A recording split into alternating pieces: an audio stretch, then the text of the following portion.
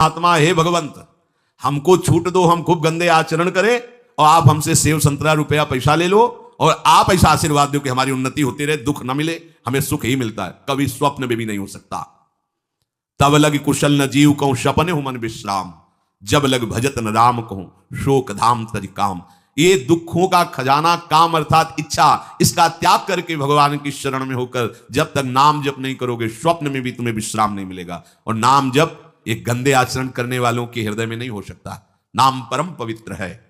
ये तभी होगा जब आपका खान पान सात्विक हो, आपका वातावरण सात्विक हो, आपका बोलना उठना बैठना सब सात्विक हो, तब नाम भगवान कृपा करेंगे आपकी जिह्वा। फिर कौन सी इच्छा रह जाएगी, कौन सी इच्छा रह जाएगी?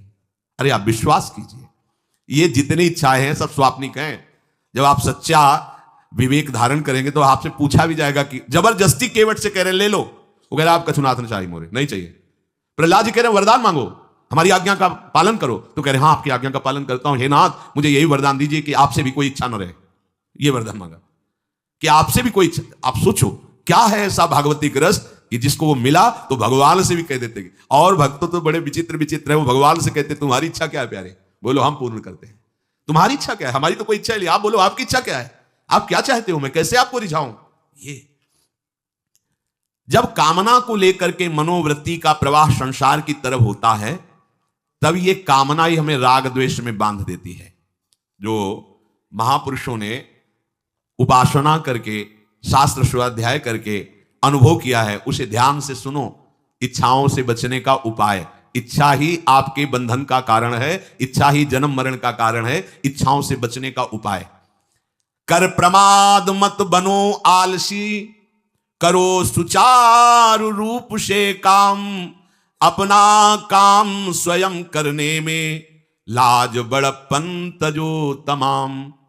पहली बात, शरीरधारी को किसी दूसरे शरीर से अपने शरीर की सेवा तब तक नहीं लेनी चाहिए जब तक बीमार ना हो जाए, असमर्थ ना हो जाए, चाहे गृहस्थ में हो चाहे विरक्त में हो। ध्यान दीजिए, आप चाहे आपकी पत्नी हो, पुत्र हो, परिवार हो, आप उनके सेवक हैं, क्योंकि वो सब प्रभु के जन हैं। इस भावना से रहोगे, कभी नाराज नहीं होगे, कभी गुस्सा नहीं आएगा, कभी झगड़ा नहीं होगा। अगर आप अपने को ये माने कि प्रभु मेरे इस रूप में आए हुए हैं, मुझे अपने कर्तव्य का पालन करना है, तो कहीं झगड़ा नहीं हो सकता। तुम जो कर रहे हो तुम्हारा कर्तव्य, हमारा कर्तव्य है कि हम पति पुत्र परिवार आदि जो भी है ये हमारे भगवान का स्वरूप है। मैं आप समझो वही भगवत साक्षात्कार, पर ऐसा कौन मानता है? अच्छा, साधु वेश में ये जरूर सावधानी रखनी चाहिए, ध्यान देकर सुनिए। जब तक आपका शरीर स्वस्थ है, आप किसी से किसी भी प्रकार की सेवा स्वीकार न करें।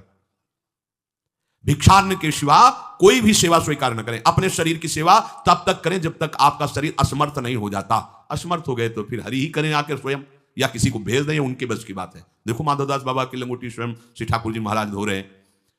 तब तक हमने अपने बड़े संतों को देखा है, बिल्कुल किसी भी तरह की कोई सेवा नहीं स्वीकार करते।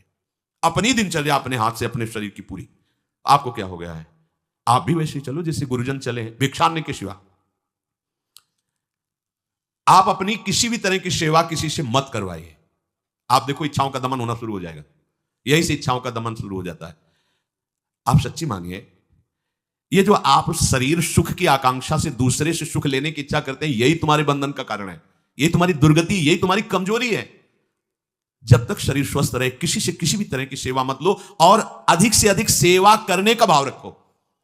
सुधार, हमें सेवा करना है, सेवा लेना नहीं है। जब तक सेव्य का साक्षात्कार ना हो जाए या शरीर असमर्थ ना हो जाए, तब तक ये नियम दृढ़ रखना चाहिए।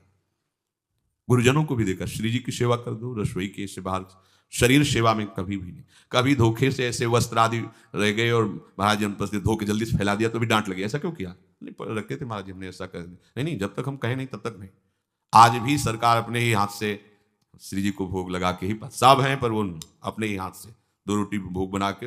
देखो बुजुर्ग संतों को, बड़े महापुरुषों को हमने देखा है, अपने शरीर, जब तक शरीर में सामर्थ्य है तब तक। ये महापुरुषों का आदेश है, अपना काम स्वयं करने में लाज बड़प्पन तजो तमाम। अपना काम करने के लिए आप किसी को भी आदेश मत करें, किसी की भी सेवा स्वीकार न करें। हाँ, हमें भूख लगेगी तो रोटी मांग लेंगे जाकर के, क्या जरूरत है हमें किसी की सेवा स्वीकार करने की? मांगो, खाओ, खूब भजन करो, सत्संग करो, कम खर्चे वाला जीवन रखो। जरूरत क्या है? जो जरूरत है गली चलते दे देंगे भगवान, विश्वास करो, गली चलते दे देंगे। विरक्त गृहस्थ धर्म पूर्वक कमाओ, जितनी आवश्यकता है प्रभु दे देंगे। ऐसा कोई त्रिभुवन में नहीं जिसकी आवश्यकता की पूर्ति ना होती हो। अनावश्यक तुम्हारी मांगे जो हैं वही तुम्हें दुख दे रही हैं। आवश्यक व्यवस्था सबको भगवान दिए हुए हैं, अनावश्यक मांग के लिए तुम्हें फिर फंसना होगा। ये तुम्हारी अनावश्यक मांगे हैं, ये हो जाए वो हो जाए, वो जो आपको जीवन जीने के लिए जरूरी है, धर्म पालन के लिए जरूरी है, वो बिना मांगे भगवान दे रहे हैं सबको। देख लो।